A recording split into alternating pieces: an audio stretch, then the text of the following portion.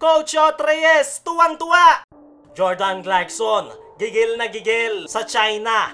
Pinaulanan ng 5 sunod-sunod na 3-point shots.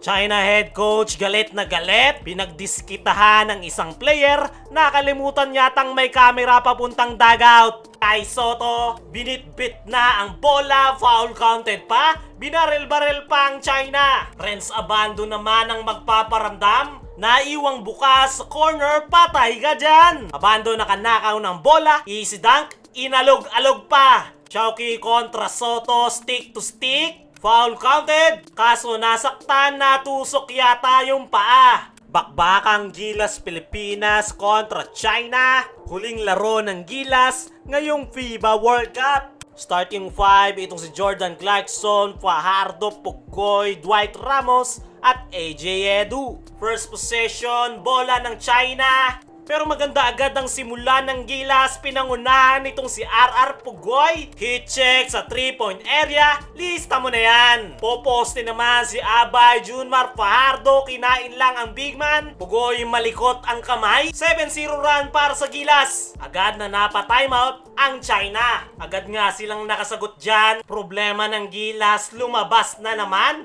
Easy layup yan para sa China. Ito pang isa. Naiwang bukas ang gunner, pinagbayad ang Gilas Pilipinas. Nakita na ng China ang butas ng Gilas, easy dunk pa yan. Eto na naman yung depensa ng Gilas, napakaluwag, no pressure sa 3-point area. Ganon-ganon lang nakuha ng China ang kalamangan at ang momentum. 2-minute mark ng first quarter. Clarkson ang tatapos sa katahimikan ng Gilas. Clarkson attack to the basket, floater, Kiefer tungkab, pero nandyan si Kai para gulatin ang mundo. Natapos ang first quarter, all 16. Pagpasok ng second quarter, Scotty ang unang bubutas dyan. Attack to the basket, kinain ang depensa ng China. Clarkson naman alley-oop to AJ Edu. Renz Abando naman ang magpaparamdam. Naiwang bukas sa corner, patay ka dyan. Abando nakanakaw ng bola, easy dunk, inalog-alog pa. Chowky kontra Sotto, stick to stick. Foul counted, kaso nasaktan, natusok yata yung paa. Pero tuloy-tuloy pa rin ang China, nice play sa loob ng painted area. Lumabas na naman yung depensang tamad ng Gilas. Easy 3 points para sa China. Abay Junmar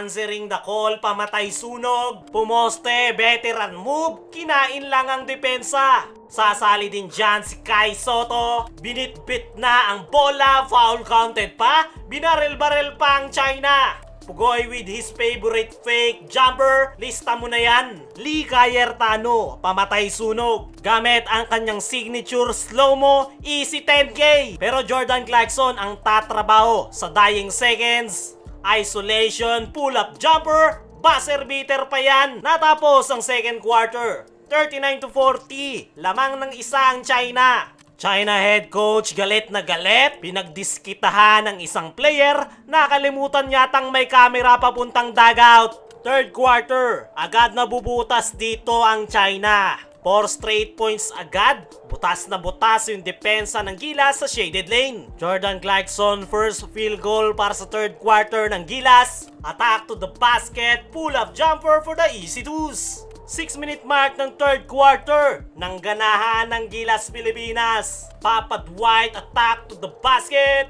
JCD diskarte na. Abando susubok sa 3. 3-minute mark ng third quarter. It's Jordan Clarkson time. Acrobatic reverse layup. Unang tikada ng 3. Benga! Clarkson pa rin sa 3. Pangalawa na yan. Clarkson step back 3. Pangatlong 3-point shot. Clarkson pang-4 na 3-point shot. Clarkson 5 straight 3-point shot. Biglang angat sa 23 ang kalamangan ng Gilas Pilipinas. Pero natapos ang third quarter, 73-51. 22-point lead para sa Gilas. Pagpasok ng fourth quarter, Lee Cayertano 10K ang unang bubutas. Signature slow-mo moves, easy 10K. Last minute mark ng fourth quarter. Tuloy-tuloy pa rin ang magandang inilalaro ng ating pambansang kupunan na Gilas Pilipinas.